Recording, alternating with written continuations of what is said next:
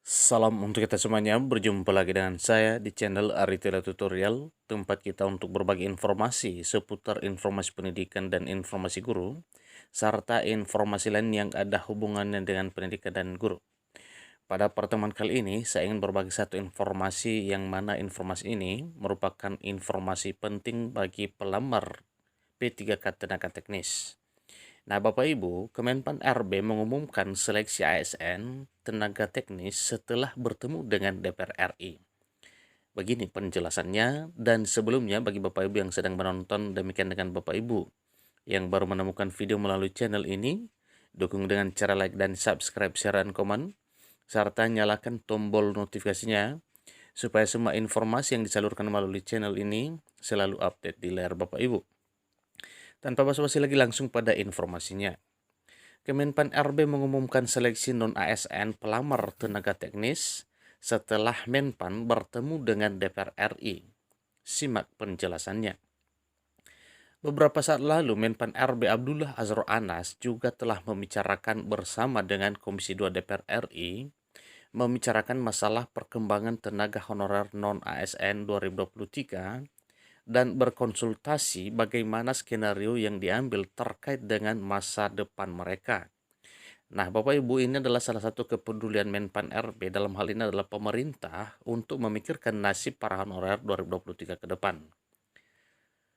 Rapat konsultasi pembahasan antara Kemenpan RB yang yang dipimpin langsung oleh Abdullah Azhar Anas ini membahas terkait solusi tenaga honorer 2023 atau non-ASN dengan berbagai skema yang perlu diambil oleh pemerintah.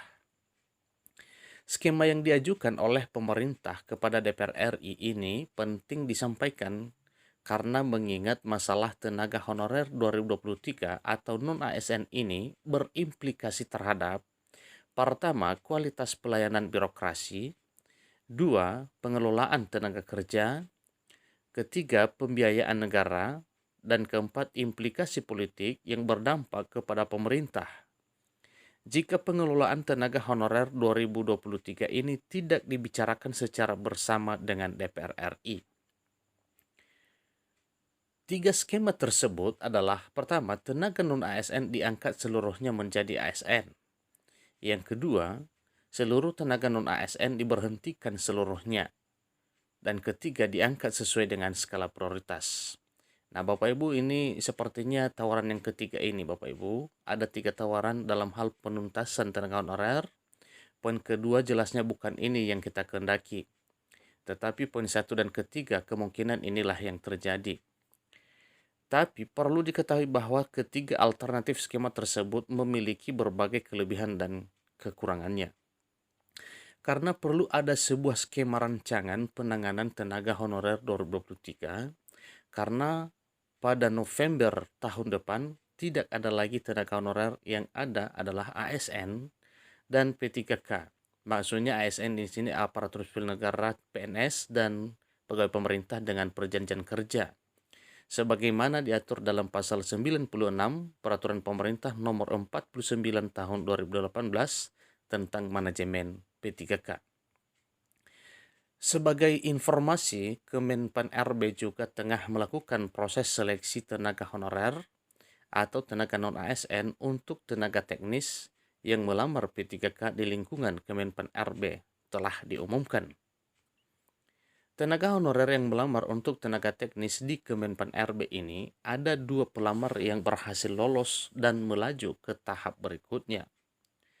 Selanjutnya, para pelamar akan menjalani seleksi kompetensi dengan menggunakan Computer Assisted Test atau CAT, dan juga seleksi kompetensi tambahan sebagaimana tercantum dalam surat pengumuman nomor B-S.KP.01.00/2022 tentang pelamar lulus seleksi administrasi pengadaan P3K tenaga kesehatan di lingkungan Kementerian Pan RB tahun anggaran 2022.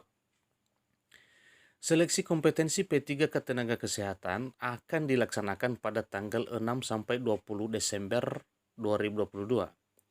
Jadi tinggal beberapa hari lagi Bapak Ibu ya. Kalau hari ini sudah tanggal 3, maka tinggal 3 hari lagi, tanggal 6.